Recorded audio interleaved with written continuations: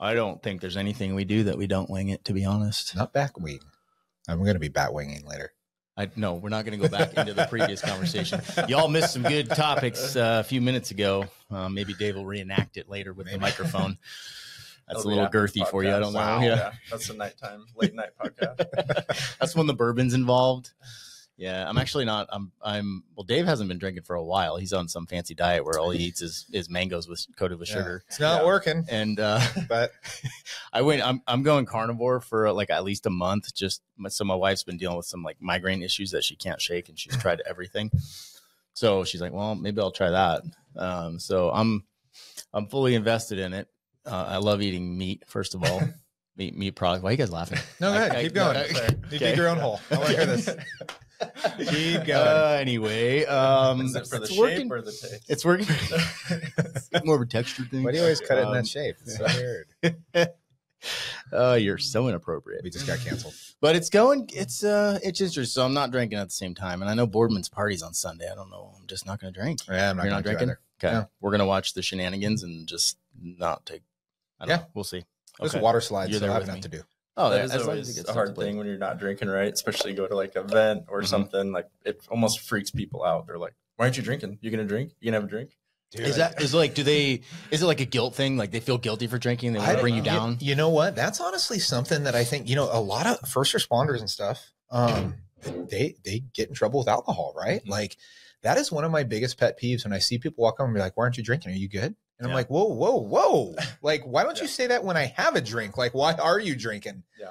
Because there's a lot of people. Yeah, that actually drives me nuts. I'll even just get a soda sometimes and walk around with it if I'm at a big event or if I'm at like Whispers or something I don't want to drink. Yeah. Because then nobody will say anything. I can't do that because I don't put soda in this temple. So like, what do I do instead? Right. I'm not. Do you want to introduce him? Yeah. Okay. Chris Jones, everybody. Chris Jones, Response Ready Medical, cool side gig. He's a firefighter. Dave and Chris did like this weird firefighter handshake thing earlier. You guys missed that. It was 3 minutes long. It was cute. So that's cool. That's why Dave's here today. So you guys can bounce whatever, Okay. Yeah. Anyway, it's good to have another fireman in the room so we can gang up on the cops. Yeah. Yeah, exactly. I need that sometimes. I need you guys to keep me in check. So we got a lot to talk about today. It's going to be some good topics. Probably share some stories from the job and just kind of dive in, dude. So you are currently, we don't have to say the department, of course, but you're currently a firefighter medic. Yeah, firefighter paramedic in northern Spokane County. So, okay. Yeah. Cool. First of all, just love being over in Idaho. We're doing a lot more over in Coeur d'Alene. It's kind of cool. My favorite part of doing all the business stuff is the relationships and just crazy where it takes you. So professionally worked with Tom Walton with Spokane County Sheriff's Office. He invited us out to teach a free class for veterans at North Idaho Archery. And that relationship's really blossomed with those guys over there. They're awesome. Good dudes over there. So I got invited to do the Ruck March. Got involved with New Beginnings. Were you there on Ruck March? Yeah, we helped be one of the sponsors for that. So see, I didn't know you then. I wish I did. Yeah, I know. We were there too. Okay. So every time I come out here, though, it's just awesome. I think it's about Liberty Lake. You drive, you see those huge American flags as you're coming in, and it's almost like it's the gateway to freedom. It is a gateway to America. Yeah, you're going to another country. So yeah, I just love coming over here, the relationships and just like-minded people mindset. I think you guys foster that and talk about that a lot. So it's just so comforting. Well, it's good having you up on here too, because I think, I talk about this and I harp on it all the time is we love cooperating with small businesses because, everybody, I hear so often people complain about their community. Oh, they need to have more of this. Well, when the money leaves a community, it's gone. Like it doesn't, when you go shop on Amazon, you buy this, this medical equipment and everything else from Amazon, the money leaves your community. But if you buy it here, there was a statistic and I wish I knew where it came from, that if every dollar that is spent in your own community gets touched another 6 times before it leaves the community. And so it's nice to promote people like you and people that are local, because if we can support small businesses and stuff like that, and keep the money here, that's phenomenal. Yeah, I really appreciate that. And that's the other thing over here. I love just not the community aspect, just the vibe before the Ruck March and just that feel. You almost get goosebumps, saying the Pledge of Allegiance. Like you don't see that as much anymore. just flags everywhere. It was really cool to be a part of. And then that small business community, like you said, it's just, hey, this guy owns a coffee shop. Hey, this guy owns a brewery. It just, those partnerships and relationships are really cool over here. You know, it's not Walmart here, Costco here, these huge conglomerates, you know, taking over everything, Amazon. Yep. I'm glad you brought up the online thing. We're seeing a lot of schools. What were the podcasts you did the other day with the Henderson PD guys? Yeah. We talked about active assailants. Yeah. And yeah, like there's a lot of people, and I think a lot of these people come here from our backgrounds, and they're like, hey, I still want to serve, but I'm retired, and what can I do? And then they start getting into these other businesses, and like, okay, those are the people we really want to connect with and help push forward, because you know, we come from the same place. And and those guys are awesome. They're doing a little bit more on the kind of PD background protection side. We focus a little more on the medical side, but the point is, worked with schools where we found fake Chinese tourniquets from Amazon. I was just going to say that when you said Amazon, crazy. Like we just taught, even, I'm not going to name the business, but we just did a first aid CPR for a business and all their employees. And they had to stop the bleed kit in their AED case, and literally took the tourniquet, snapped the windlass immediately. Holy shit. You know, there's stuff spelled wrong on packaging. Yeah. It's just crazy. And it sucks because schools, churches, where our heart is at, we give them heavy discounts, and I get it. They have a small budget, especially rural schools. So they can go on Amazon and buy, hey, I can buy 40 cat tourniquets for $15. If you're buying anything under 30, suspicious. Yeah. There's a huge problem with that. So unfortunately, I mean, I can't even wrap my head around that, of selling fake medical equipment. Right. I get it if it's a fork you use for camping and it breaks. And I think that's something tourniquet, that's horrible. Would be good to have you bring to light too. And I'm sure you'll go over it, is like, how much do you actually need? Because we're in a period of consumerism where everybody wants 50 of everything, and you don't necessarily need that unless. I have 3 tourniquets within arm's reach 24 hours a day, Dave. Well, I said that, and then I have 50 nail clippers at home because I ordered a bucket because my daughter Did steals you? them. You I was never know. over it. Anyways, We never know when there might be like a mass casualty of long toenails. So you just got to be Good prepared. point. could be. But yeah, I mean, I think it's good for people to know too, to buy quality and have something that's going to last and you can rely on, and then know how much, you know, of whatever it is they need. Yeah. Whatever. Yeah. I remember I had a few guys in my department do that, because when tourniquets started becoming big and all the cops were carrying them. I got them on Amazon for like $8. I'm like, bro.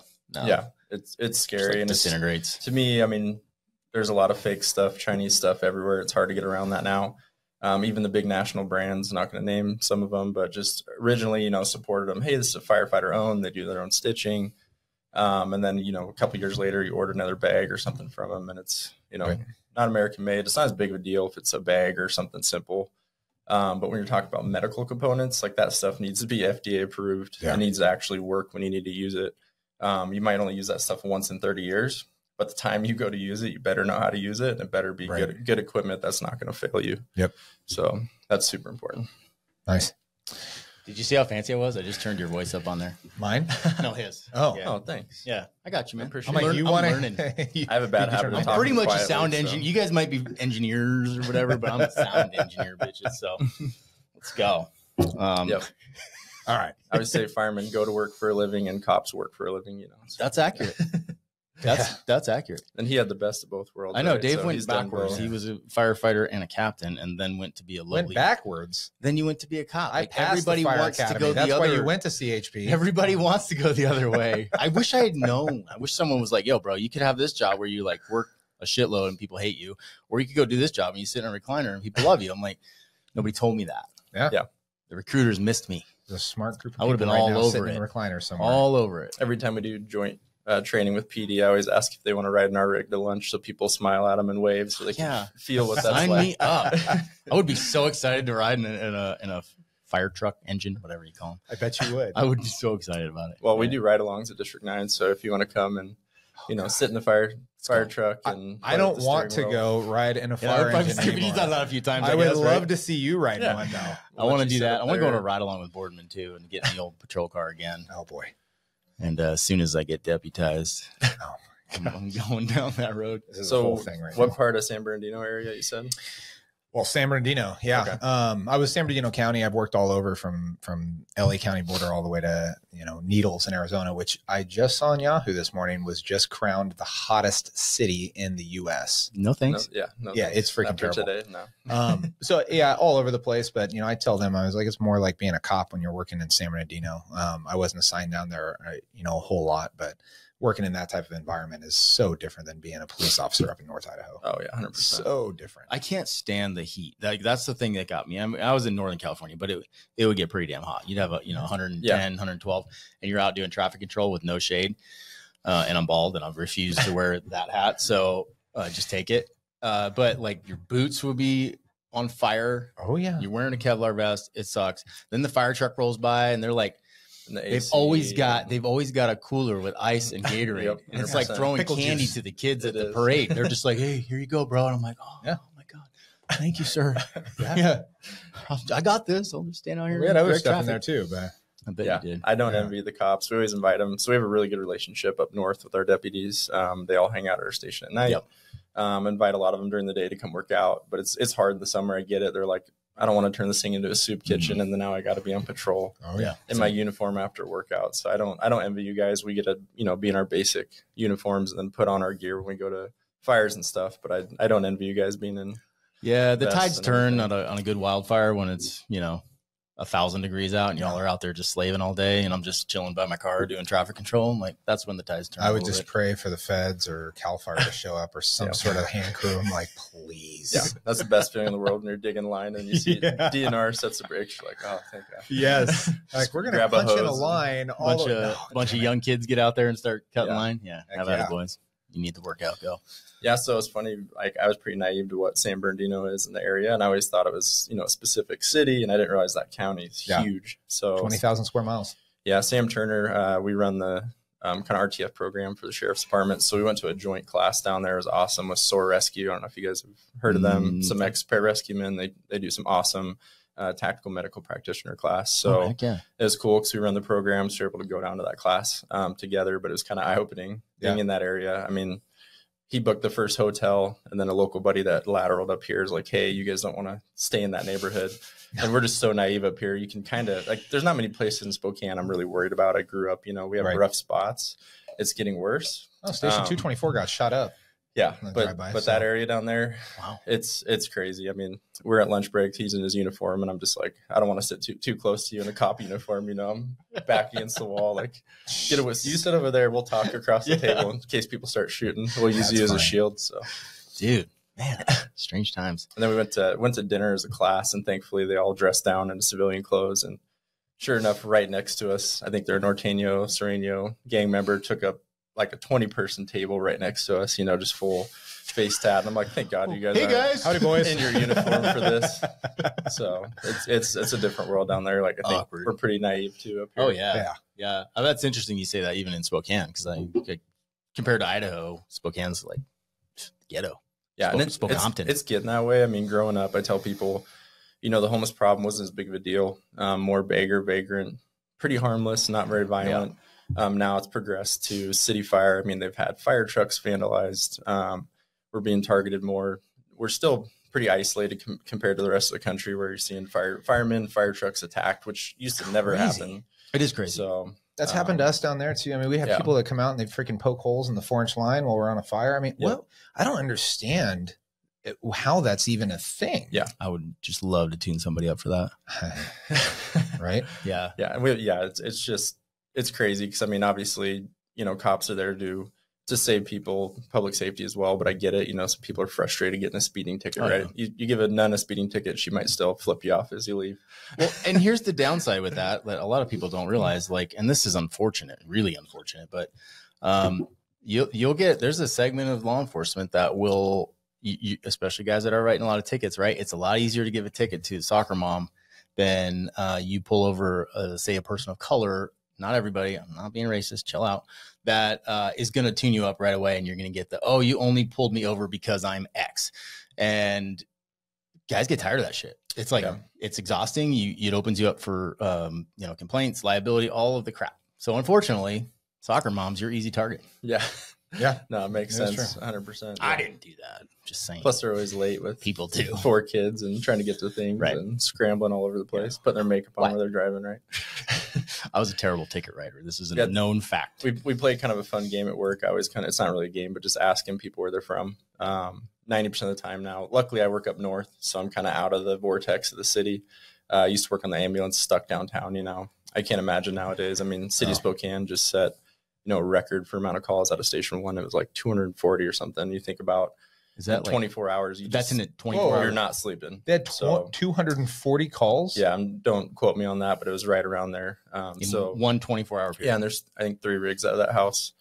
But Holy it's just, shit. You're up all night. They're getting their butts kicked. And it's not, maybe 10% of those are legit calls. It's a lot of, drive-by caller. I get it. If my wife has her kids, I don't want her to stop and help somebody, right? She can get shot, stabbed, Nope. exposed to fentanyl. But I mean, public service announcement, if you're going to call, at least stay in the area so we can get some good intel. Yeah. I can't tell you how many times we get a drive-by caller. We can't even find the person or the problem because they just kind of drive by. Okay, they're just sleeping. Well, there's 50 other people that look exactly the same as the zombie that you just called in. So it's kind of hard to tell. Yeah. Thankfully, we've kind of had some policy changes because we've rolled up on, somebody slumped over in a car, pistol next to them, heroin needle still out of their arm. No PD on scene. Firemen are soft. We have a little medic box. I don't have much to protect myself. Excuse me, sir. We always joke with the cops, right? We need the cops to come save us. So, but yeah, thankfully we've got a little bit better policy of how we handle those now. We're not, diving right in, engaging them, just because unfortunately with the world's change, society change, it's a lot more risk to us for sure. So. I got told multiple times over the radio that I didn't have to stage when I was up here. Really? Like they knew straight in. Like 6'4", you don't need to stage. Like, thank you. That's hilarious. Good job, guys. That's good stuff. Have you heard of these departments that have they do both jobs? There's California, right? One big one in California, and that's probably the one you're referring to. It's just outside of San Jose. I can't remember the name of it, but I've seen that before. And you know what? That's asinine. Yeah, I don't care. For somebody you've worked law enforcement, you know how much liability and how much responsibility you have. You've worked in fire, which, by the way, one thing about law enforcement and fire is all the shit gets thrown on you. So you got to be the jack of all trades. All the things that you have to be proficient in as a fireman. And then to take both of those and say, well, we're going to put turnout gear in your trunk and you're going to go fight fire too. It's just for the liability. Record, I would be all over that shit. Oh my gosh. You know what? No, fuck it. I'll do it all. See, y'all just sit there. I got every this. cop wants to be a fireman. Well, it's funny. 100%. The cops. So I joke a lot about cops. A lot of good friends in law enforcement. One thing I do appreciate, they definitely, the cop mentality, they'll step up. They'll do fireman's job. They'll take a lot more risk. It just seems like fire is a lot more hesitant to do the police's job. And I know we're not armed. We don't have that capability. But I do appreciate that about cops. I mean, they'll go into a burning building, they'll do things and take a lot of risk. They're just dumber in general, I think is what it is. So we call them the canaries, right? It could be a function of that. We got some window lickers, dude. I had one guy where every morning I'm like, hey, I need you to go clean the inside of that window. He's like, all right. Never asked why. We use them on the gas leaks. So we have the cop going first. If they go down, pass out, we know it's not safe. So we're going to tie this rope around your waist. And if you go down, we'll drag you out. It's fine. Yeah. That seems fair. No, but I would I know it's probably not a good idea, but I would totally do that job. That sounds cool. I just think, man, it's hard to do one of those jobs. It is. To do both of them, man. I think it's a bad idea. And we talked a lot in our county.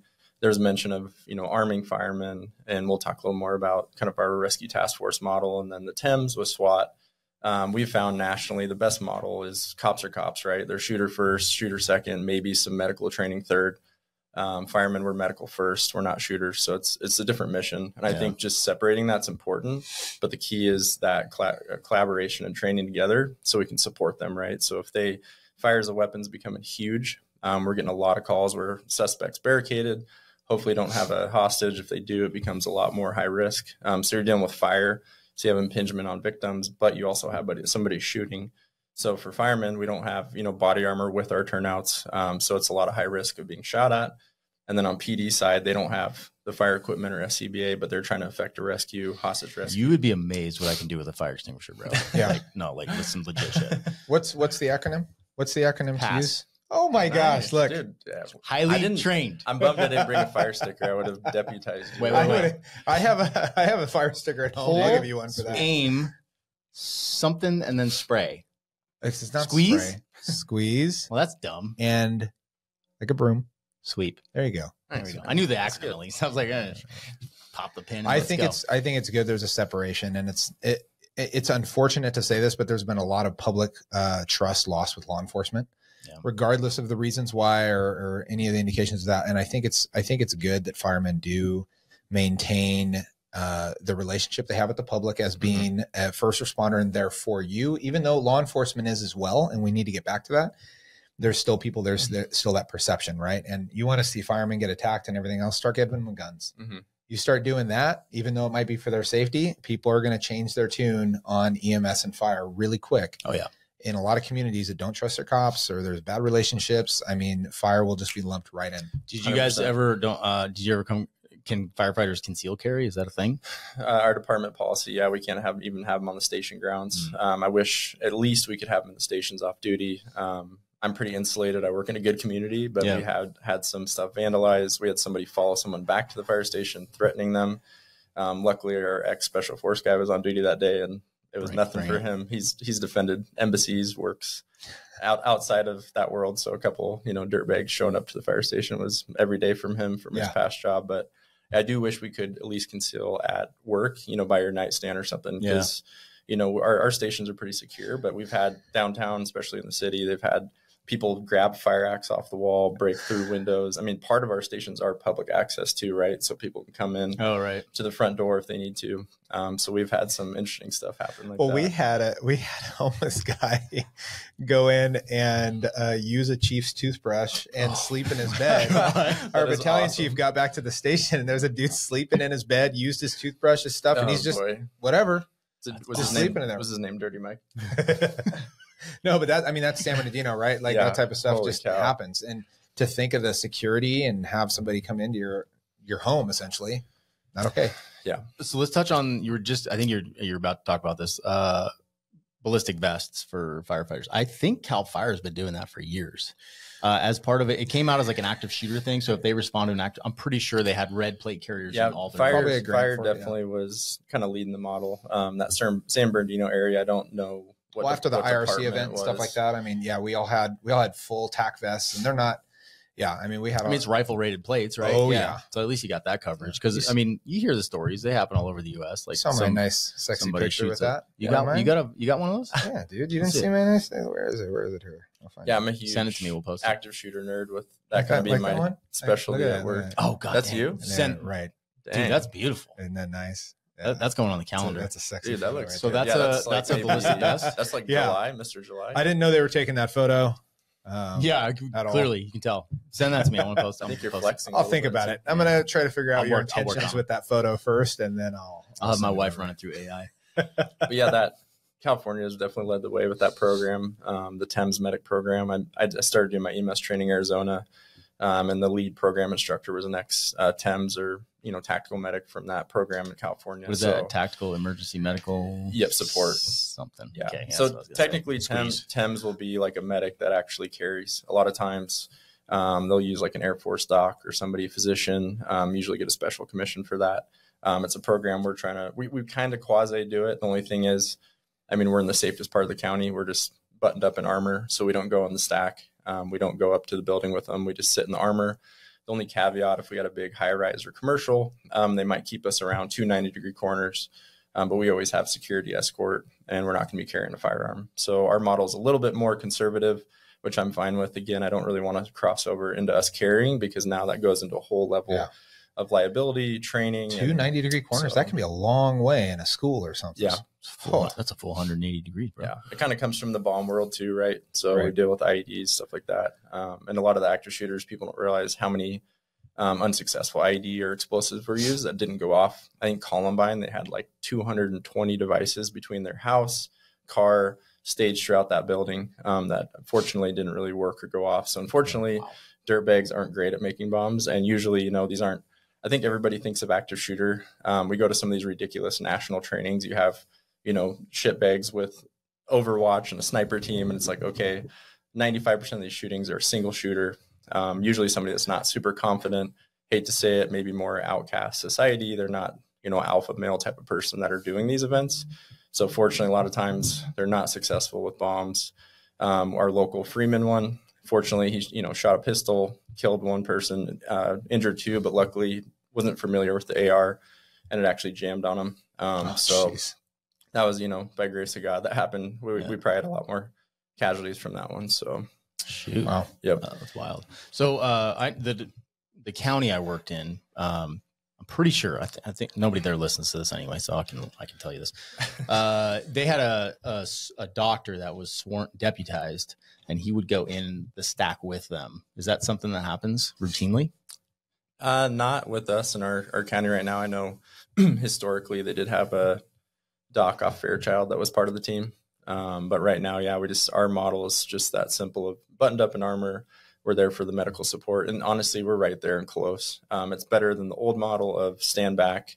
We used to be at the CP, and now you're, 10 to 15 minutes away from a casualty. And at that time too, our local law enforcement weren't as trained in tactical medicine, not as medic heavy.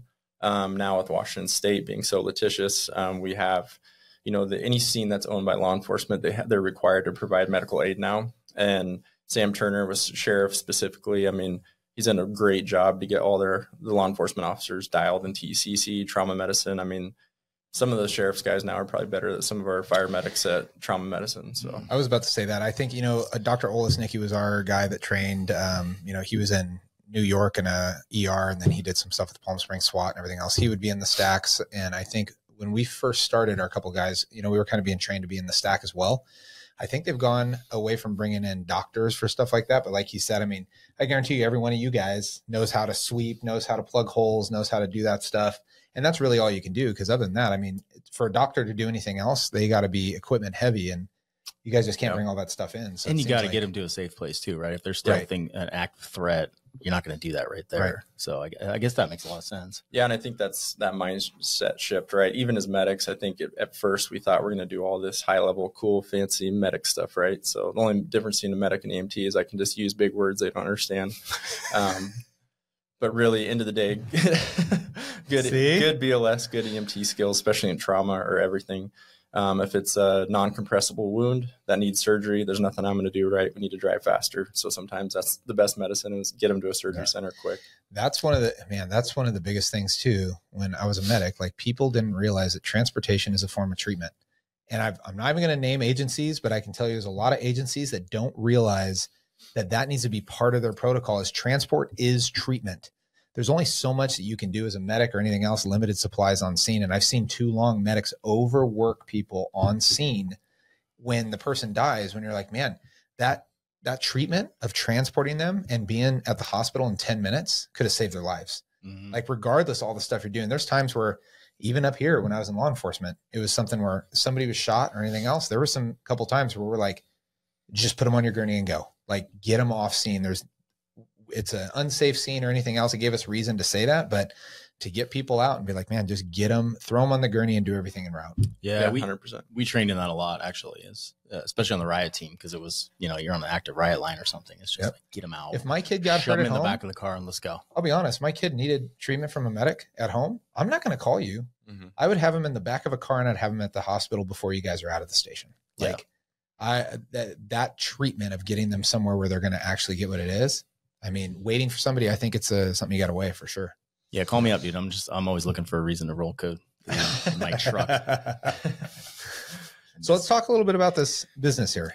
Yeah, no, for sure. So I want to hear more about it. Yeah, so originally it started, John Lipsker was the founder, started the business. He worked in a heavy trauma system, very busy system in Tulsa. What's that show? The not Active 911, but the one where they interview him. Reno 911? That's even better. Those are short brown shorts. Live PD. Sorry, there it is. Gotcha. So Tulsa's always on there. We were on Live Rescue. Okay, yeah. San Bernardino was. I wasn't. Yep. Our department was. So he worked in Tulsa and then Vegas shortly after. So worked in two very busy, trauma-heavy environments. Had some mentors down there that actually started Odin Medical, if you've heard of that. So he's kind of around that. So that's what started the idea for him. Pretty small, kind of a side hobby. Just had the trauma kits or IFAKs, individual first aid kits, trauma kits. Got hired with us. And then our second round of rescue task force training kind of approached me. Hey, I got this business, just so you know. And at the time, I'm kind of like, oh, cool, man, on the back burner. But at the time, politically, I was dealing with a lot of pushback from my chief at the time, who's gone now, thankfully. And then also from the school admins. So politically, it was really hard for me to get into schools, do active shooter training, stop the bleed training. So I approached him after it. I'm like, hey, what do you think about me bringing in the training side? So it was really cool. It's become an outlet for us to do training for schools, churches, public spaces, and really morphed into this whole bigger thing. At first, it was just kind of, I wanted to do stop the bleed, active shooter training. And now one of our most requested classes, our backcountry medical class, became super popular. So a lot of people for years, me included, hunted, backpacked without any medical supplies or training, and they're in areas without cell service. Is that the one we just promoted that you're doing with North Idaho Archery? Yes. Yep. Yes. Okay. That's a cool class. If you haven't seen we're that, bringing the coffee and the food. Yep. Jump on our Facebook and you can find information about that, because that will be a really cool class. We threw that out on a few Facebook groups and let people know about it. I appreciate it's huge. And just having even a little bit of training, I will share a story. So I was carrying tourniquets like right when they became cool as a cop, because I love nerded out on that stuff. I was actually an EMT once too. I haven't told you this, Dave. Yes, I know. I never worked on an ambulance, but I did get certified. We got a call of a train versus ped. Never a good call. And my partner and I got there probably 30 minutes after this had happened. And there were two local PD guys there, Podunk PD. And they had basically watched this guy bleed out. He got both of his legs severed, either above or below the knee. I can't remember his name. Voluntarily or involuntarily? His name was Stumpy, by the way. I think he was pooping on the tracks and he was drunk. That's the theory I have, because there was a pile of human poop in the middle of the tracks. If I got hit by a train, there'd be a pile of I had a lot of questions here, right? His pants were on. I don't know. Maybe he pulled them. That's rare to have somebody with their clothes on. Very odd. So anyway, both of his legs were cleanly severed, and he had bled out before we got there. And I'm like, "Did you guys try to put a tourniquet on?" And they're like, "Oh, like, no." Damn. I'm like, "Damn, dude! Like, you could have saved that guy's life, right?" Yeah. Like, yeah, there's a lot of trauma there, but you could have stopped that bleeding with 2 tourniquets. So that really bugged me, and I just, like, me and my partner kind of lit him up a little bit, because it's like there's no excuse for that. Right. It's not 1950. Yeah. We all know how to use them. We should know how to use them. So it's been a lot more fun for, like, me, honestly. I like training general public that has no knowledge at all with medicine and take them to this level, versus we know cops and firemen. When I run our training, they roll their eyes, smart ass, nitpick every little thing you're doing. So I love people that actually want to be there. If they're paying money, taking time out of a Saturday to be there, they actually want to be there and learn those skills. And it's super gratifying if we get a call or email, or we had somebody, roll over car wreck, citizen, first on scene, tourniquet in their car, put it on a guy's leg, save their life. I mean, I think that's cool. I love that. Tim Kennedy talks about it, right? No one's coming. So that first 3 to 5 minutes of an active shooter, or right after a car wreck happens, or somebody goes into cardiac arrest, right? National push, good hands-only CPR saves people's life, not all the fancy medications I'm going to do, airway stuff. If you're not doing good compressions before we get there, their survival rate goes, 10% every minute after they're not getting good compressions. So the citizen training is huge. They're the ones, they didn't choose to be in that bad situation, but they're going to be there in that first 10 seconds, 30 seconds of an incident. You're right. Like teaching people that actively want to learn is so much more rewarding as for the instructor too.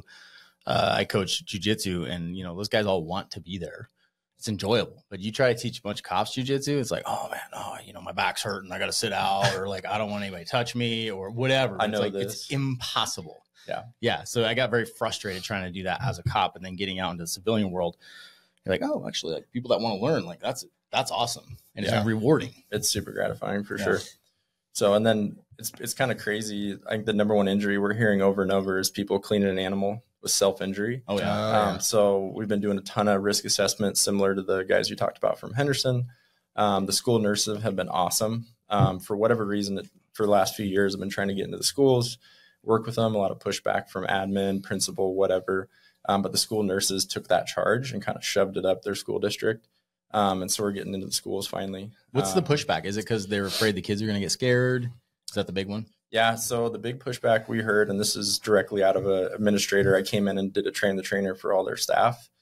And that he said out of his mouth, the teachers union is going to say it's not their job. They don't want to do it.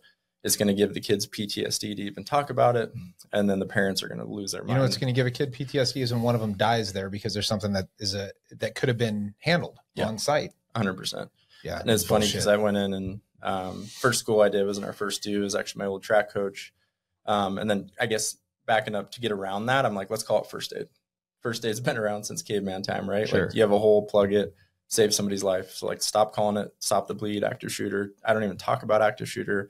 Let's just talk about medicine. I don't care where you sit on gun control, left or right. Everybody bleeds and needs that hole plugged, right? Or that tourniquet put on.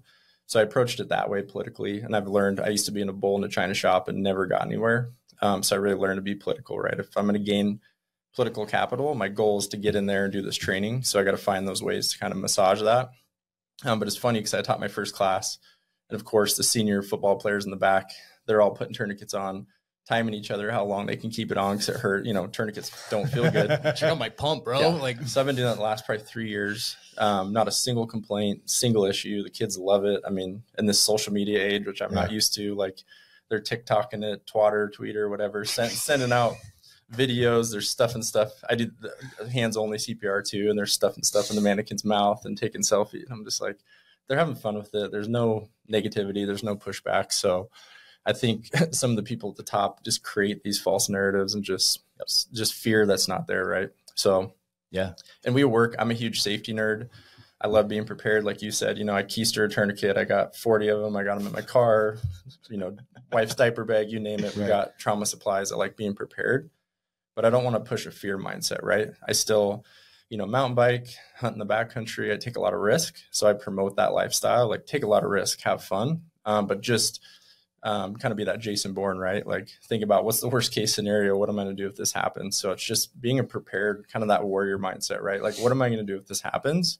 But still live your life, right? Don't just sit at home and play video games and be scared of everything out there. I'm glad you touched on that because I think that's common, right? Like that's an easy road to go down of like, I'm just going to take less risk. I'm not going to live my life because it's just safer to sit at home and blah, blah, blah. But yeah, I think that's a good way to put it for sure. Yeah. Versus kind of that Karen mentality of like, you know, you tell somebody hey, I'm going to go on a solo backpacking trip. Oh, you're going by yourself? Yeah. You should always have a buddy. Well, what if you get hurt? What if this happens? I'm like, well, I'm going to die doing something I love, or I have the skills and knowledge that I can treat myself. I know how to get out of that situation. And if it's my time to go, it's my time to go. I don't really get to decide that. Right. Right. So, and the story will be great. So yeah, that's exactly. Really the important part. But the crappy thing is I'm going to die doing something stupid. It's not going to be cool. Right. Yeah. So like fireman cop, we think we're going to die in a gun battle, saving a kid from a fire, but I'm going to die because I, you know, slipped on ice and cracked my head open and have a brain bleed. Just something dumb, right? I choked on my big steak dinner, right? Going back to the meat. We actually, small fun side note, we've actually had like dick-shaped dinner night, which is kind of fun. So all food. See, I knew it. I know. It comes back to our firefighters gayer than cops. I think we have just established that. I never had a dick-shaped dinner night at the police station. As long as you don't make eye never contact, had dinner at the police station. That's true. That's no, it's just like guys going and buying Twinkies and energy drinks. We got our north side deputies trained really well now, so they know when dinner time comes in. So they'll roll and start doing reports. I'm like, oh, it's 5:45. Weird coincidence. Funny. So I give them, it's fun. I give them the on-scene, the Band-Aid training. So we have this agreement. Hey, if we're going to make you dinner, take care of you guys. Don't wake me up at 3 a.m. for something stupid you can handle. That's a good so trade. It's a great trade-off. And then if we get a newer one up, I always give them my Band-Aid class of here's how to open a Band-Aid. Here's how to peel it off. So it's always fun, camaraderie. Well, we have a whiteboard too, kind of a grocery list. So it's fun. The cops always write something funny on there too. And they love, the donut thing is real. Not just donuts though. If there's sugar on it, they're going to eat it. Oh, yeah. So at night, if we don't, we try to eat healthy too. So if we want to get rid of cake or cookies, whatever, we just put it out. It's like, leaving something out for Santa, right? It's gone in the morning. Sure. It's impressive what they can eat. And there's nothing they love more than we get late calls though. Like we have to do a loop around our station and they'll all be sitting there doing reports and they just look out and they're so happy that we get interrupted from our sleep. It's like the pure joy on their face. It's awesome. It's like that CHP sign says, shh, firemen sleeping. Yeah, I love that. That's the best meme ever. That is super cool. We all like to give each other shit, but it's all love in the end. Yeah, it's fun. When I first teach classes for the public, especially if all of our instructors are full-time firefighters, paramedics, law enforcement. I love co-teaching with law enforcement so I can give them crap while they're up there.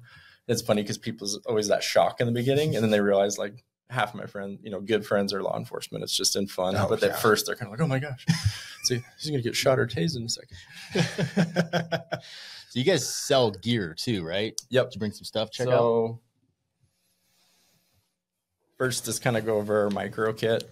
Okay. We had a few different first iterations. John's kind of the master of designing kits, doing all the back end stuff with how they look, getting them spec'd out. It's awesome. So he came out with this full Cordura bag. We had a little bit bigger, heavier bag, and a lot of, again, our most popular class now is the backcountry class with hunters, backpackers.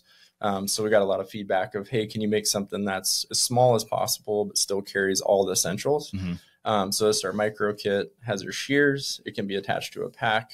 Belt loop can go through it. A lot of different mounting options. Standard cat tourniquet. Yes, it's in the package when we sell it. When you carry it on, you take it out. It's always funny, like when you're doing stuff online, right? Instagram. I made a post about this and some troll got on, hey, you need to have your tourniquet ready to go at all times. I'm like, yes, dude, I know. Thanks for pointing it out. We're going to sell it in plastic though. We're not going to have we're going to ship it to you. Okay. Yeah. So it's not a sterile component. So that can be out ready to go. You can actually practice with it as too. I wouldn't do it too much because the windlass and that internal band do start to weaken over time. Mm-hmm. But it is a non-sterile item you can practice with. But like anything, it's a perishable skill. So if you 100%. Want to do it once a month, once every 6 months, changes things. Yeah, and I'm glad you brought that up because we have, especially at North Idaho, a lot of classes. People are like, man, I had an IFAC in my shopping cart online from North American Rescue or somebody, but I didn't know how to use any of it. I can't take a chest seal out. I can't take wound packing gauze out and practice it, right? Unless you want to, shoot somebody and just practice plugging a hole. But yeah, otherwise it's really hard to practice that stuff. So it's cool with our class. People can learn those skills and then get the tool of having the kit. So pretty much the national standard for all the stop the bleed kits, again, tourniquet, some type of compression bandage, wound packing gauze.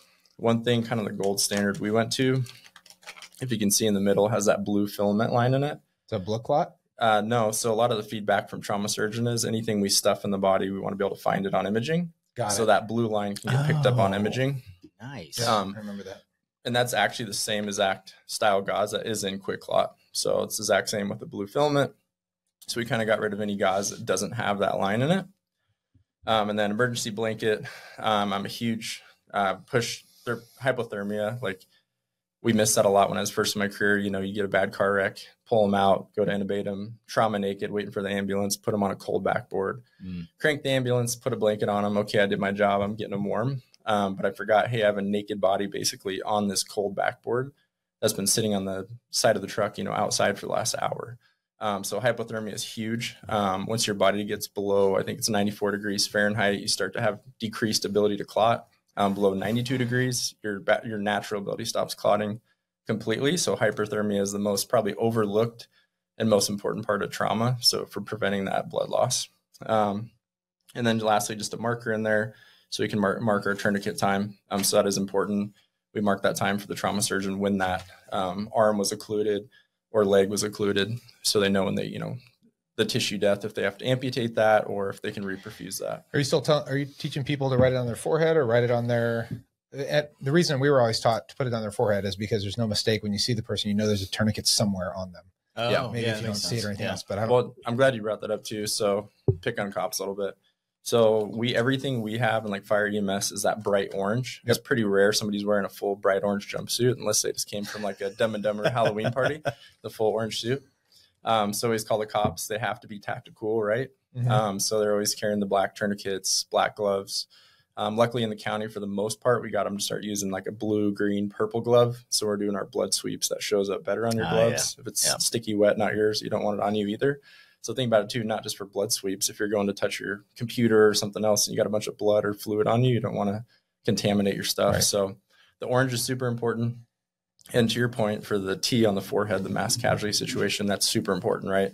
If I just treated 5 red patients in a row, shoved them to a casualty collection point, they go out to the ambulance exchange point, that medic driving to the hospital might not know all my treatment I've done because of the chaos of 40 patients, right? So that T on the forehead is super important, right? So I always freak people out in class, like tell them they could get a practice writing a T on somebody's forehead. And they're like, wait, what?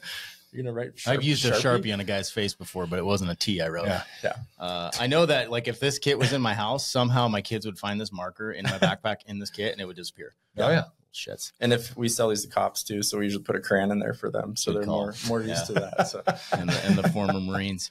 Have you guys sidebar? You guys ever packed a wound? I've never done that. Yeah. Yeah. What's that like? People don't like it, I'm guessing. So it's funny. I always tell a story in a class. Well, go back to tourniquets. So every tourniquet I put on was, bad trauma, bad car wreck.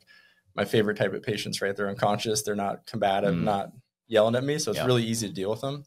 So I kind of got this training scar of putting tourniquets on everybody that's dead or dying. So I remember my first time a guy's doing this custom woodwork. He's, burrowing a hole out of this wood and slipped. Didn't hit an artery, but it was a long vein all the way down his arm. Whoa. Super bad bleed. Throw a tourniquet on him. We're pretty remote out in the foothills area, kind of up towards Newman Lake, long transport. About 10 minutes in, he's like, "Hey, bro, this does not feel good." And I'm like, "Okay, you're fine. Whatever. Don't be a pussy."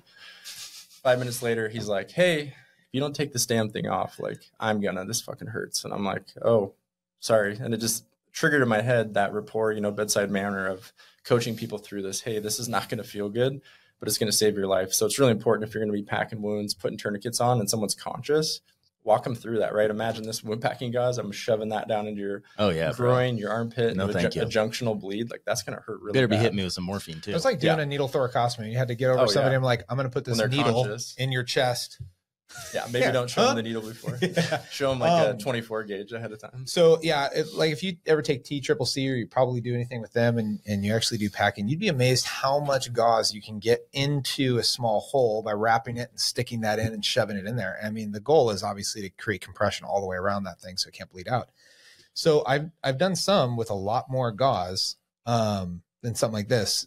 So how much, this is basically obviously the micro kit. This is basically for one small hole, right? Yep. So that's like, we got asked to make something really small, lightweight for kind of that backpacking hunting community, but you're absolutely right. So, and to keep the pricing down on our base products too, this is kind of our base setup. When we teach our class, we recommend a lot of people add Quick Clot to it. But this is, $4. Quick Clot's silly. It's $40, $50, depending on the length of it. So that's a lot of people upgrade that, like law enforcement. Every, patrol officer has a set of Quick Clot.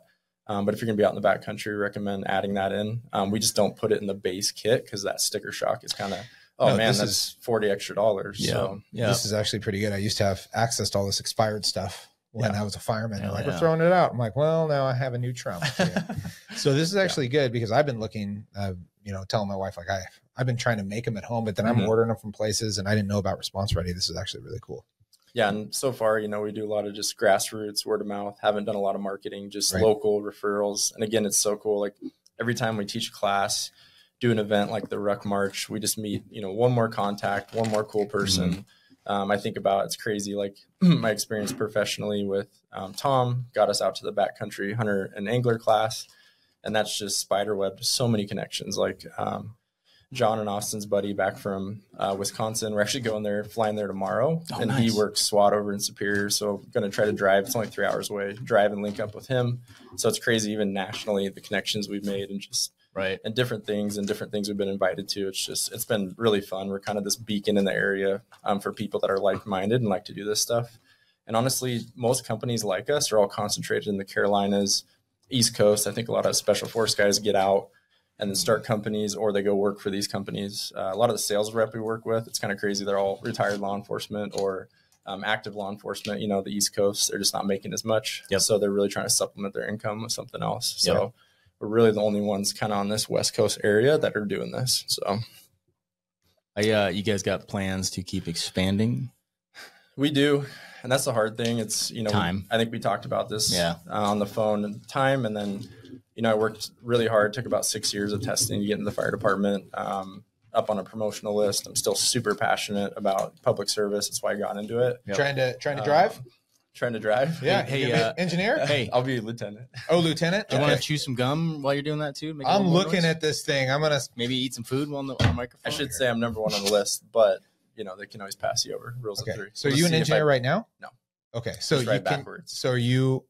So is in your department, is engineer the next rank up? You're skipping that, going to lieutenant, or what? Kind of. So you can get hired as a baseline, EMT in our system. We usually have 2 to 3 EMTs and then a paramedic on every rig. With trades and stuff, you might have double medic that day. I work on our ladder trucks. We usually have 4. Okay. Do you know what a ladder truck is? It has a ladder. Yeah, it's the one with the ladder on top. Okay, just making sure. Yeah, Not regular fire. You know, difference in engine and honestly, truck. no, they all look. It's a long. They're all red. It's going to take a while for us. Go ahead. Yeah. So yeah, in our system, you know, if you want to become a medic, that's more of a pay increase, not really a promotional. You don't have more authority. You're in charge of medical calls, right? Driver's kind of the same thing as a medic, right? So you own the rig, truck checks that day, anything with the rig, you own that. And you're an operator for, you know, routing, setups. Our truck, you know, more truck tactics where we're responsible for how we're coming in, doing setups, getting close to the scene. Hopefully an engine didn't block us from getting into the scene. No, I already feel the tension between engine guys and hose draggers and trucks. I get it. Okay. We're going topside. So yeah, for us, that next actual kind of promotional is like lieutenant, and then station captain is in charge of the whole station. Good for you. If I could go back, I would have never promoted to a captain. I would have stayed as an engineer, salty engineer forever. Yeah. Is that like the sergeant comparison to law enforcement? Captain? No, like a captain would be probably an engineer. No, captain would be like a sergeant for PD. Okay. And then a lieutenant would be, lieutenant's totally different with you guys. If you went up to a battalion chief, that would probably be similar to like maybe a lieutenant or like a watch commander, PD. Okay. Yeah. This is so different because we're based at a station, right? So you have 2 lieutenants on a shift and the captain on a separate shift, but he kind of owns the station, right? So that chain of command, those 2 lieutenants report to that captain versus you guys are kind of all out and about, right, on patrol. Yeah. So you're not in one geographic area. Right. So that's kind of the big. But everybody would roll to a call, like the captain would roll out too. Oh, 100%. Yeah. There's still a guy on the truck. Once you're off the truck, that next progression is that battalion chief. And they're using, you know, like some type of chase rig, and they're in that command position. So, okay. Is that when they get the lobotomy, like in law enforcement? Like there's a certain rank. Chief, yeah, that's you hit where lieutenant, you're done. Yeah, so we didn't have lieutenants. We just had co-captains. Oh, yeah. I was at a station. We had 2 captains. I mean, makes it fun.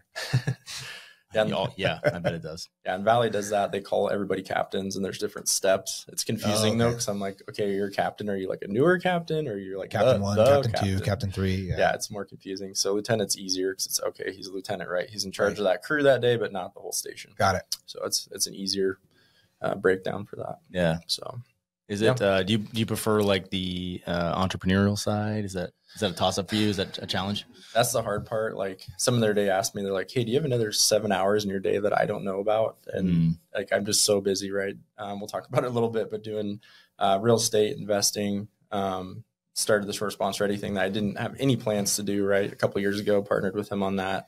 But it's really cool because everything I do professionally has really crossed over into this. And it's just really gratifying and fun to do with the public, right? So but it is tough, something I'm gonna have to weigh out at some point. My wife's awesome and just puts up with my idea fairy stuff all the time, right? Hey, what if we do this? Hey, what if we do that? And she's always on board, as long as I can justify it and kind of explain it. I probably was the most unhealthy I've ever been last year. Gained the most weight. I've always been blue collar, painted houses on the side was my first real side hustle. But just out doing labor, right, in good shape, didn't have to worry about it as much. But doing real estate and doing some of this stuff, dealing with quotes and ordering, I'm sitting here on a computer, never been in that world. So I felt myself just getting, stressed and out of shape and just really felt that. So the last 3 months, I've really focused on that again of just, putting my family first and my fitness level as well. And just my solution is getting up earlier. So my good friend, shout him out at Deer Park, has 509 Wellness. So a really cool gym. They do small group classes. They're more functional. Great for hitting those accessory muscles. You're not going to go bro out at the gym and hit, nobody wants to go do all the little side stuff when they're going to go do bench or squat. But it's cool because he's actually got his doctorate in physical therapy, and then his wife's does psychology. So you have these high level people teaching small group classes. They're based out of Deer Park.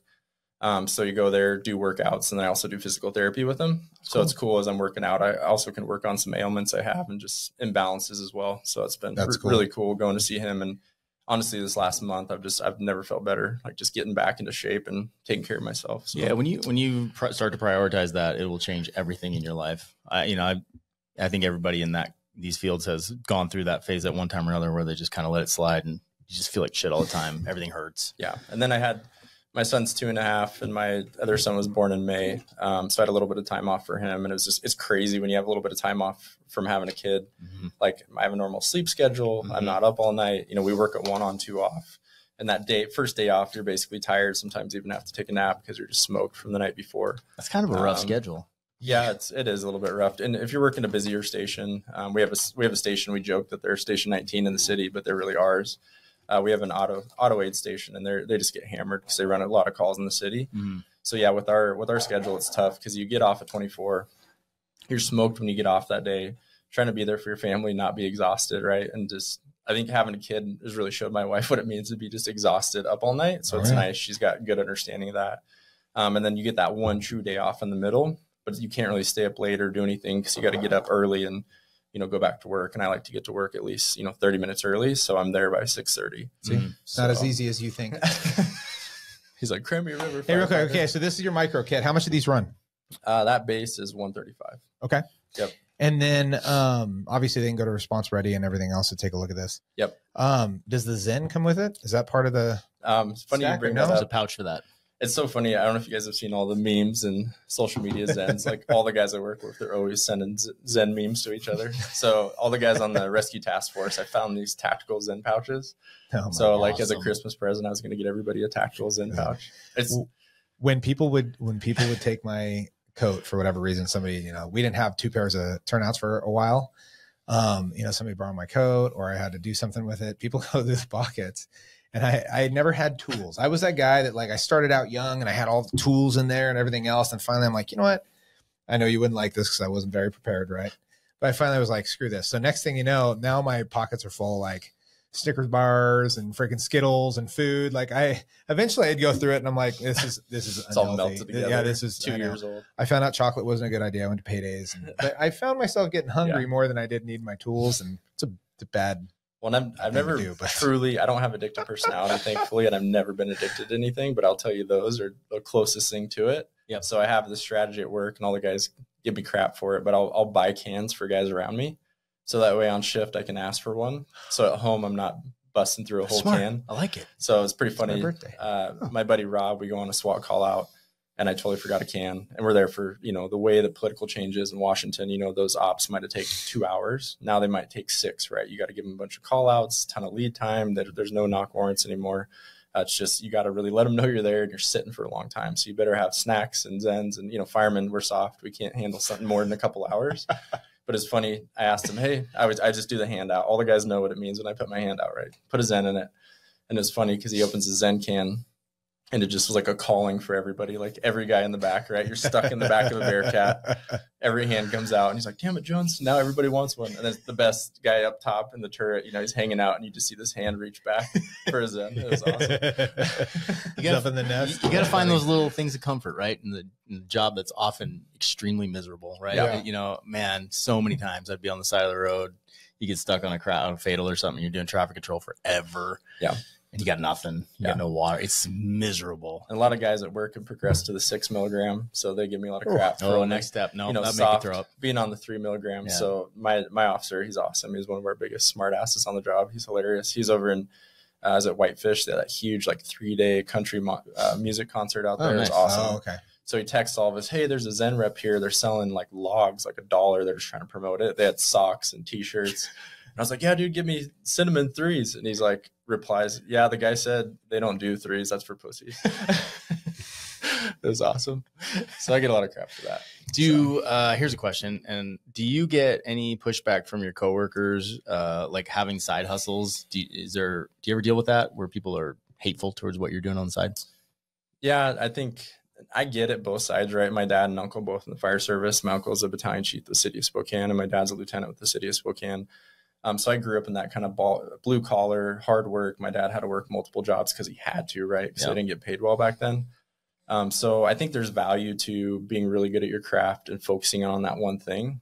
So for me internally, I'm really passionate about everything I do and want to be prepared. As you saw, I'm a nerd. I made notes for this podcast, right? So for me, I've had this internal conversation of if I'm ever failing at my job or this is taken away from my job, then it's time to leave. I'm still super involved. I'm on our e-board for the union. I help negotiate our contracts. I'm on our EMS committee, run our rescue task force team. So I'm still super involved. I think it's just my time outside of work, and there's a big pull for that. But yeah, there's definitely negativity for side hustles.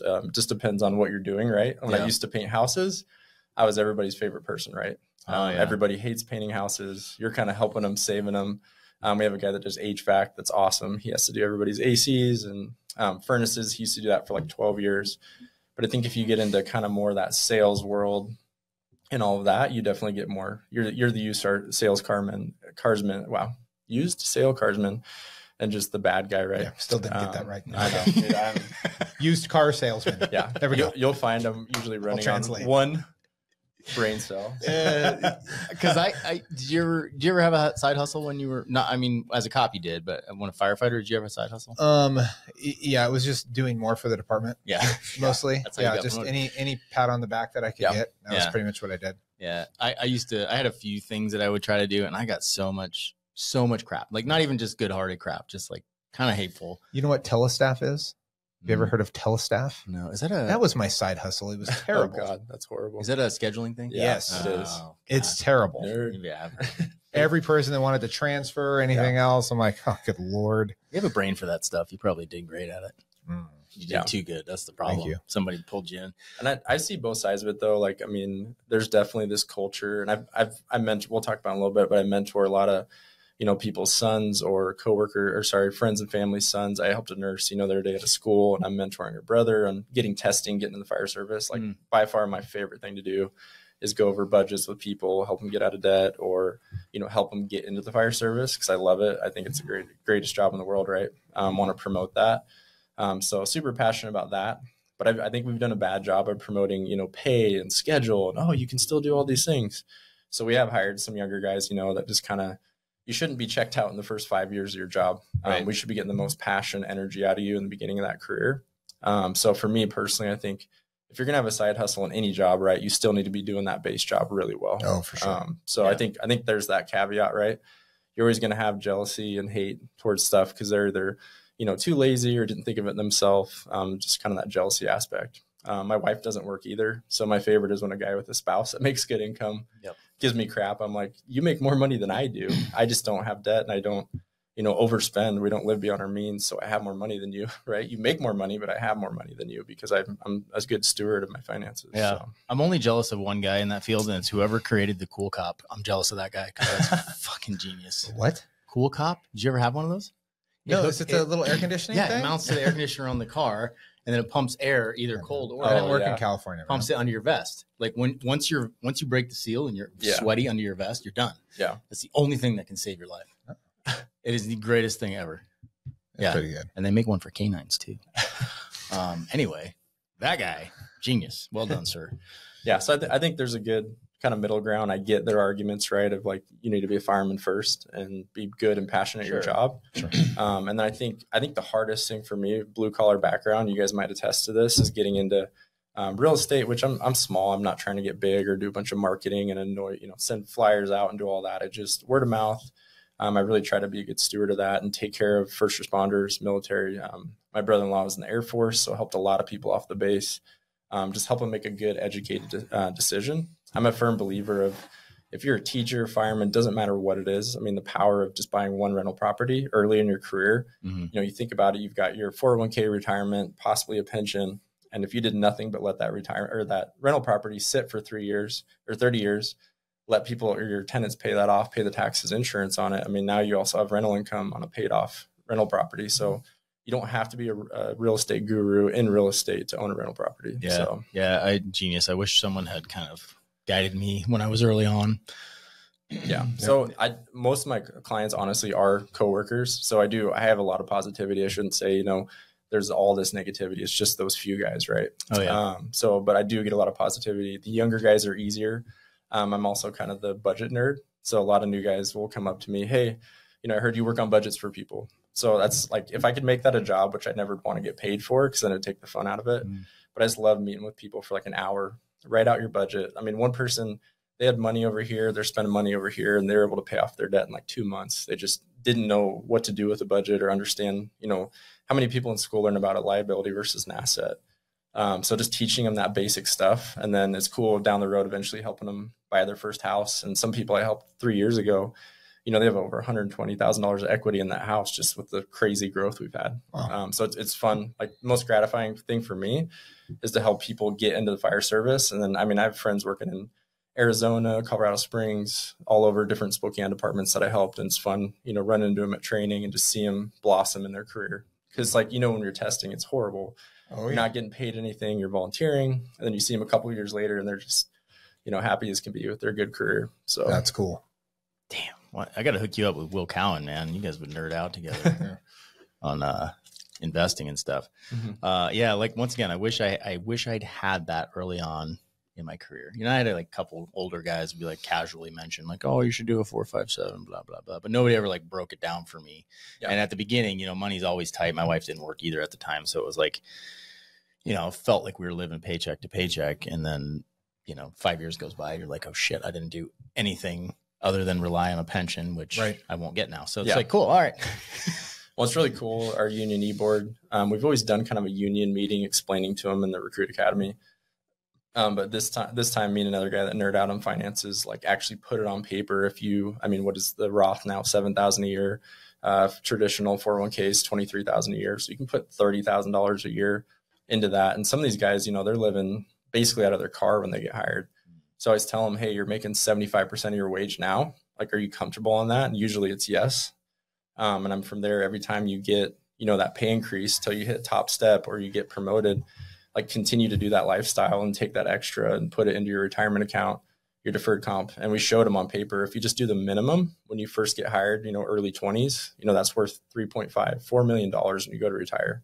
So we don't get into the first responder world to get rich, but that's very comfortable living when you go to retirement. Right. And that's today's wages. Or you could buy a boat.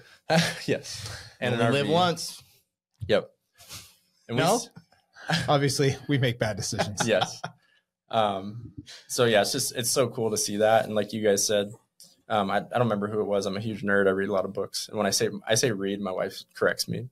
You audiobook, right? You don't know how to read. You listen to them. I'm okay, that's fair. Yeah. But I love the audiobook things, life-changing. Since school, I didn't really care about reading. I've always been a good test taker, smart, but I hate reading. I hate being a student, right? And it's cool. A lot of the stuff coming out now is, education versus actual knowledge of a subject. I can go to school for 4 years in a college, be $120,000 in debt and not learn a whole much about what I'm actually going to do in my job versus I do an internship or actually just go do the job. And I might learn, most of what I need to know, the basics in 6 months of just doing it. So again, I was listening to this podcast. It's really cool. He's talking about, his grandfather didn't start investing until he's 50. And then the next person in the family didn't invest till 30. And there's always that grass is greener. I wish I would have, but as long as you're being a good steward and, pass it to my younger coworkers, pass it to my kids, you can be that first one in your family or your friend group to kind of break that cycle and pass that down. And just how valuable that is. It's super cool. So maybe you didn't do it, but just being able to pass it on is huge. Yeah, I think I've at least got that going, at least with my son. My daughter's, she embraces YOLO entirely, but my son is all about saving money. So I'm all right, maybe there's a win there. He can take care of me when I'm old. Your daughter's the same way. I know it. That's why you're laughing. Obviously. Yeah. And kids, right? Every kid's different. My sons are young, but they're already polar opposite. It's funny. She's never had $5 saved. So there you go. She lives well. Yeah. Unfortunately for my wife so far, my older son's just like me, just crackhead, ADD, all over the place. He's totally going to be. It's a superpower, dude. I fully believe that. Everything, 100%. You have to sit him down and just get him to look at you to focus for a minute. Yeah. That's your superpower. What, ADD? Yeah. Oh, yeah. It's impressive. I mean, it's annoying sometimes, but it's amazing also. Just unleash him. What I do is under contract. I've got it figured out now. I feign incompetence.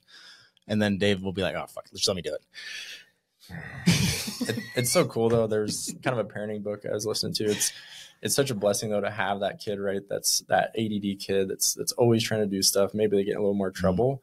I'd way rather have a kid that I have to kind of quell a little bit, put some structure around him versus that kid that it's hey, get off the couch. Hey, I got to motivate you, right? I hate it's really hard to teach somebody motivation, right? Yeah. I can teach you skills. I can give you knowledge, but prodding somebody that's horrible. So I am fortunate for that. But as fellow ADD people, it is a blessing and a curse, right? You're usually more successful, driven, but then you're like me, I'm a psychopath. When I'm laying in bed at night, I'm thinking about my whole next day, planning out the week. I have trouble going to bed just because I'm, all the ideas. We can do this with response ready. I need to send this email to this chief in the morning. It's hard to turn that brain off. Oh yeah. The notes and reminders on my phone have saved my life because otherwise that shit would just constantly run through my head. So now I just I've trained myself. I'll just put it down as a reminder or make a note if it's a long-term thing, and it gets it out of my brain, and then I can chill out and go to sleep. And that was a huge saver for my marriage, is the shared Google Calendar. So my wife and I know, hey, if it's not in the calendar, like it's not going to happen. Yeah. So, it sounds kind of sad, but we literally have to plan out like our date nights and intentional family time. Like that has to go in my schedule first and then build it around that. That's not a bad thing. That actually should happen. People should be intentional about their families. And that's, if somebody looks down on that, it's like, actually it's me dedicating, it's carving out time for my family and being intentional about that. I think that's a good thing to put it in your calendar. Yeah. Dave works out with his son every day. That's cool. And I know it's inconvenient for you sometimes because you're in the middle of crap, but like you do it religiously, and like that makes a difference. Yeah. That's awesome. Yeah. That's the hard part of entrepreneurship, right? Like you look at Elon Musk, he always quotes like, you don't want to be in my head. You don't want to be in my brain, what it's like. Like he's a genius. I'm never going to compare myself or other small entrepreneurs to that. But it's like, I relate so much to that mindset of, it's so easy. If I was single, I'd work 12 hours a day every day. Don't care. Like the only reason I stop working is to spend time with my kids and my wife. So it is really hard to turn that off. And I felt that last year, starting a new business that you guys know the time and effort, just nobody sees the behind the scenes stuff with athletes, right? They watch the Olympic performance, but they don't know the 4 years of time put into that. We don't talk about the Olympics anymore. Yeah, that's fair. Well, we're talking about the athletes, right? Right. The actual athletes, the rest of it, is what it is. But yeah, just taking that step back of your why is huge, right? Yep. So I forget my why all the time, and my why is more time, financial freedom, right? And that's time with my family and that intentional time to going and doing that stuff. So if I'm going to be over here doing business stuff or trying to stack chips or pay stuff off, and I'm not spending that intentional time, like none of that other stuff matters, right? So it's just refocusing and getting that why back in picture is huge over time, right? So, yeah. I don't think people realize that. Like I can work 16 hours straight doing my own business. Doesn't faze me at all. But damn, you asked me to work 16-hour detail at work like as a cop. I'm like, I fucking hated it. I think because you feel like you're selling your soul for income. Yeah. Whereas when you're an entrepreneur and you're building your own business, it's like, man, the sky's the limit. Like there's no limit to what I can do with this. So that is extremely exciting and very attractive to me. That's what I loved when I started doing real estate. Is the first time I didn't really have anybody tell me no, right? So we get unique access at work to work with the public, go into people's house, a lot of trust. Like I love that part of the job, the chaos, but I don't love the chain of command, right? So, some chief, and even if the chief is a good person and doing the right thing, they might be hamstrung by a commissioner or a budget issue.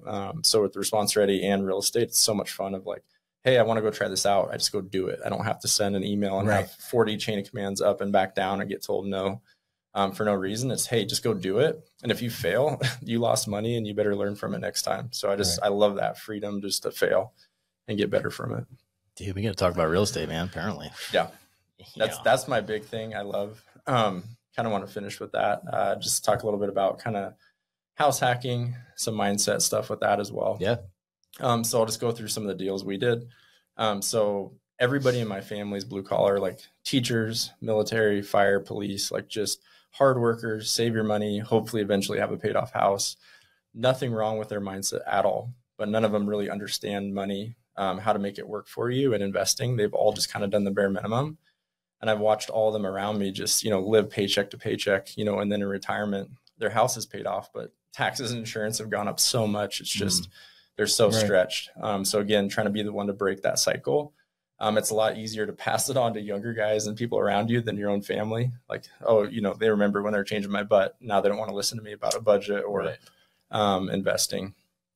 And so that's something I'm super passionate about. I knew nothing about it. And I remember we were on a car ride in Australia. My brother-in-law's from Adelaide. So it's super fun. We got basically a at-home tour guide. We're in Australia.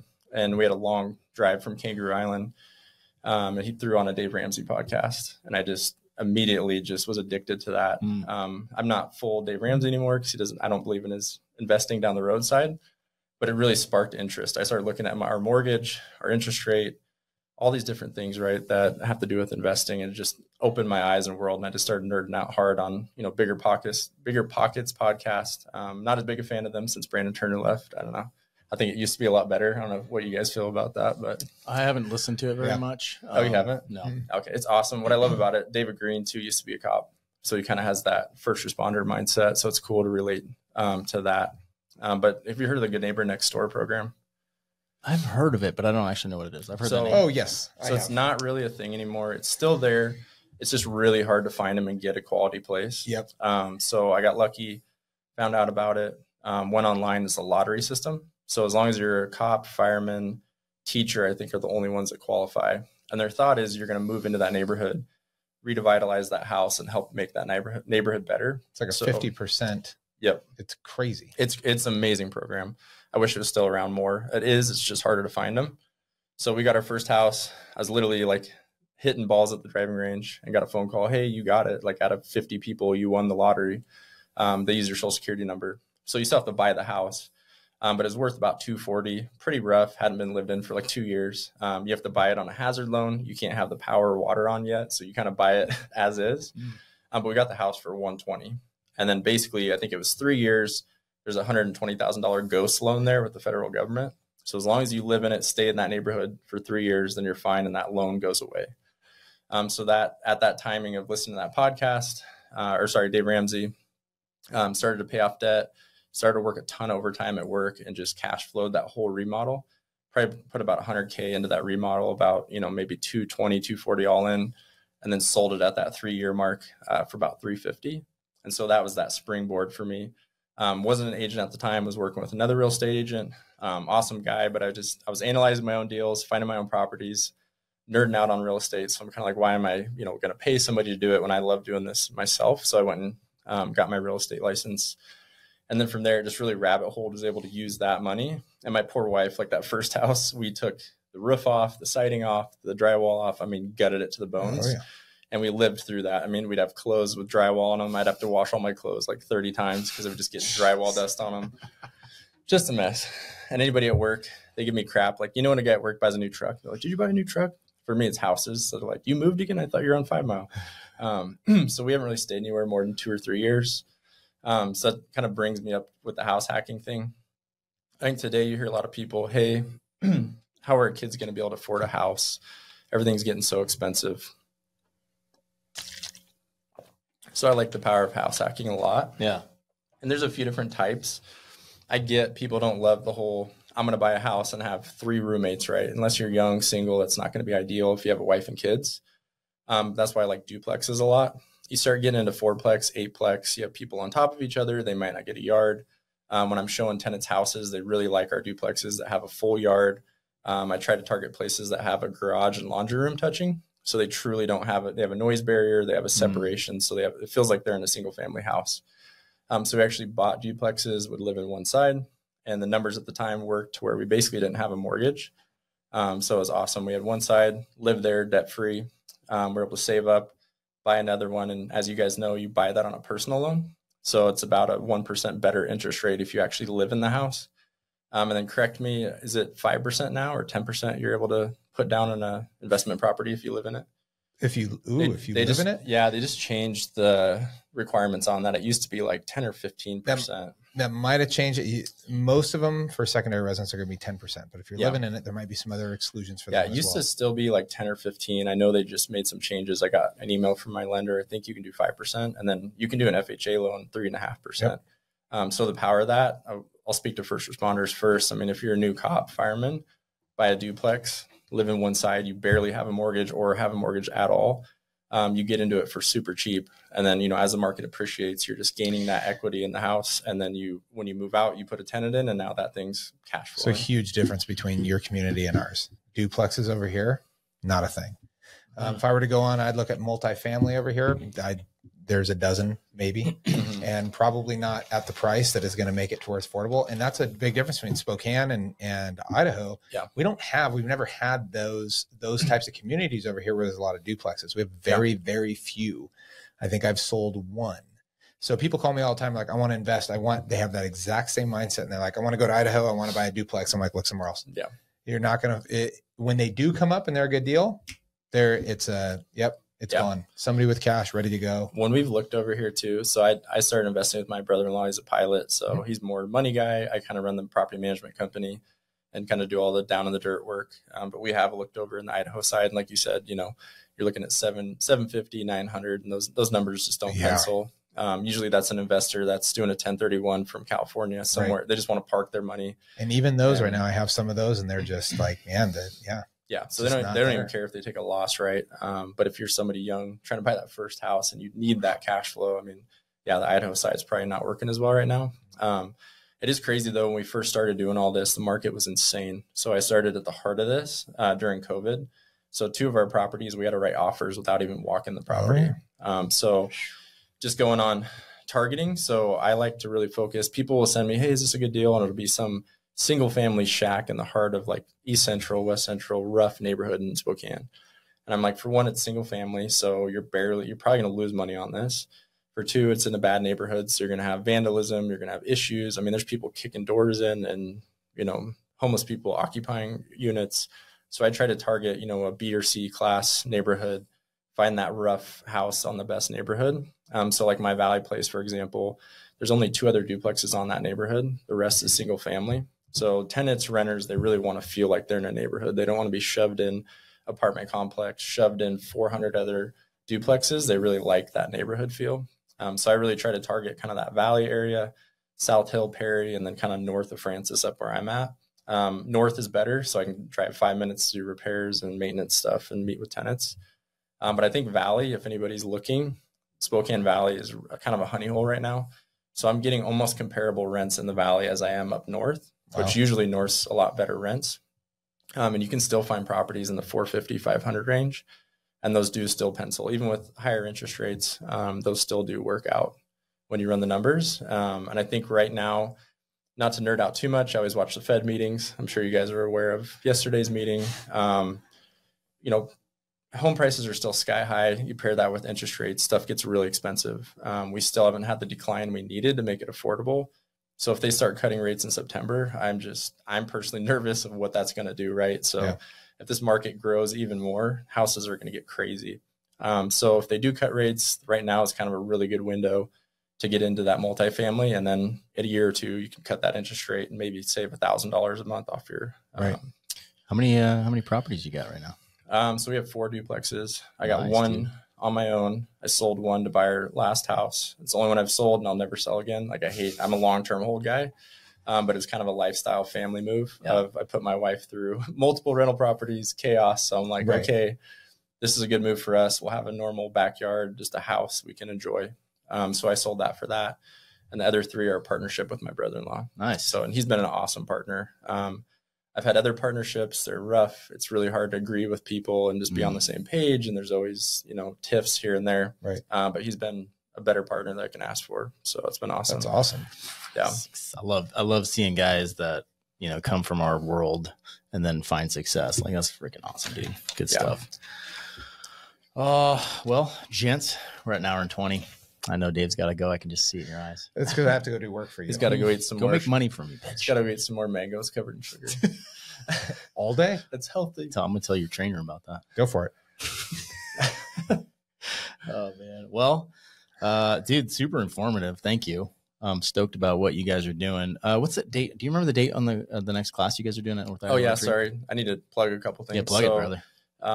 August 24th is our next backcountry medicine class, 0812 at North Idaho Archery. Is that full or getting close to full? I haven't checked in a little bit. So usually it fills up pretty quick. We're also partnering with Joaquin. I don't know if you've met him. So we're going to, any of the veterans for some of their groups are going to be in the class free. So this one will be a little different. We have some veterans in that group as well. So not just your normal class. So if there's any other veteran groups that want to be a part of that for free, let us know as well. Lastly, we had a coworker pass away, line of duty death 3 years ago. So we're working on a memorial at his death site. So we have a golf charity tournament. I don't remember the date. I'm going to share the link with you. We still need teams to sign up for that. And then any business that wants to sponsor like a tee box or a green fee, all the proceeds from that are going to go towards his memorial. We started about, I think, $75,000 to build it, and we've gotten a ton of donations, awesome contractors, local businesses that have donated material or reduced the cost significantly. Cool. But we still have about a $15,000 gap we're trying to raise to get that memorial built for him. Nice. So good causes. Nice. Love it. Well, thank you, sir. Yeah. Thank you guys. I appreciate the opportunity. Absolutely. To and we'll drop all the links to your website and stuff so you can find Response Ready Medical, pick up some gear, find a class, and go from there. Cool. Thanks, Cool. guys. Thanks, brother. Nice. See ya.